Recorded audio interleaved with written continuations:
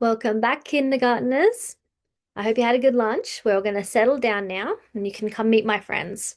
So why don't you come sit on the carpet in front of me, and you can meet my friends here. So I've got two little hand puppets here. Got a cockatoo and I've got a koala. Might be wondering why these guys are joining us for a lesson.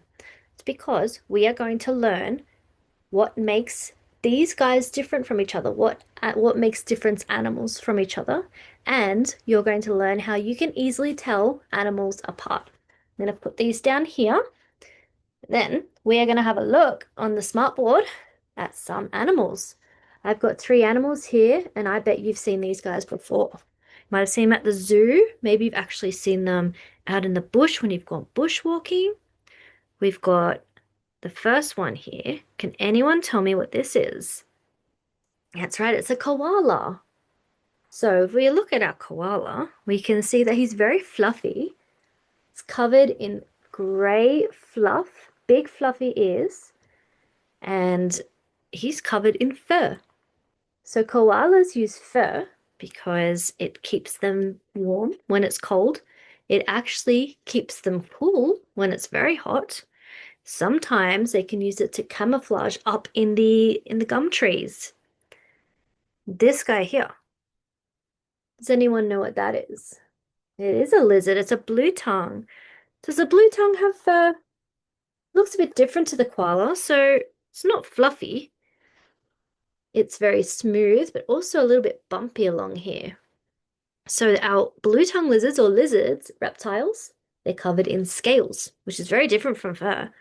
So scales will help them to absorb the sun. So reptiles, lizards, they need the sun to warm up their blood and stay warm.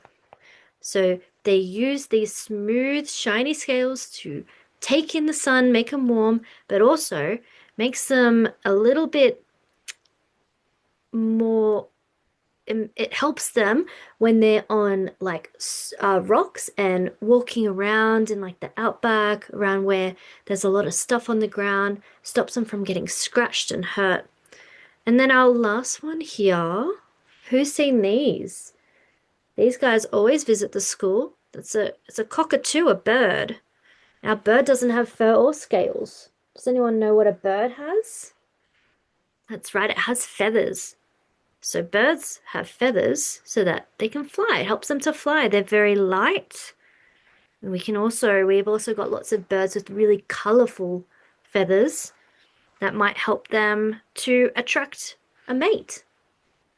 So we had a look at our coverings, our animal body coverings. So we had our fur, we had our scales, and we had feathers. So already, if you were to see a bird or a lizard or a koala, you would be able to tell them apart just from looking at the outside of them. So I've got our next part of the lesson. We are going to have a mystery box. So here's my box.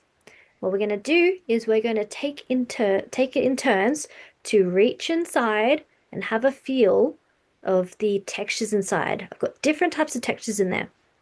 So put your hand in, have a feel around, grab one thing, then have a good feel. Is it bumpy? Is it really soft?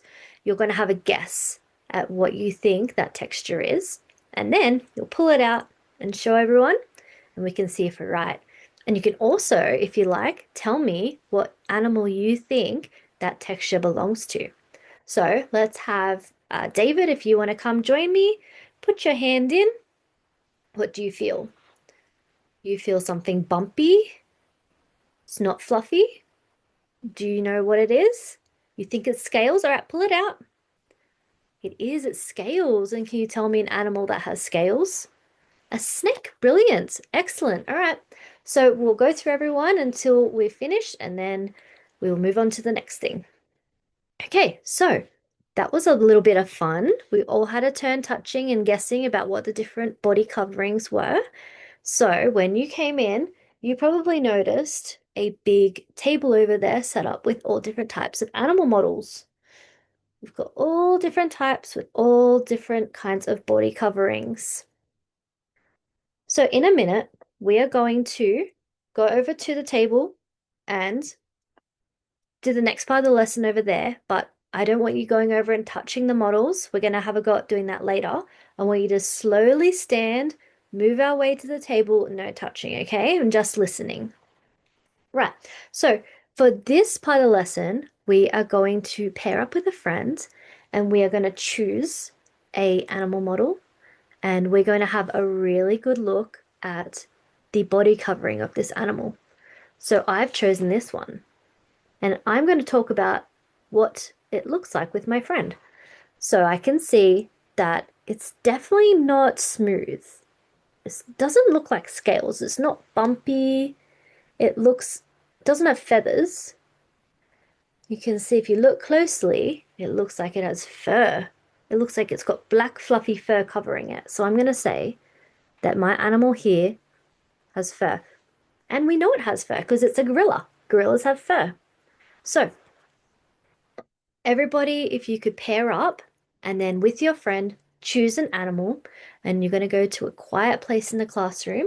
And I'm going to give you 3 minutes to talk about your animal with your friend and decide what kind of body covering it has and also what the animal is. And also, if you wanted to, you could also tell me why you think that animal has that kind of body covering, why it needs it. Okay, so the time is up. Everybody, if you want to join me back on the carpet, and one at a time, I'll have the pairs come up and you can tell me all about your animal model. Then the students come up and they have a little discussion about their animal. And then the next part of the lesson goes into the different types of diets of animals, herbivores, carnivores. Thank you.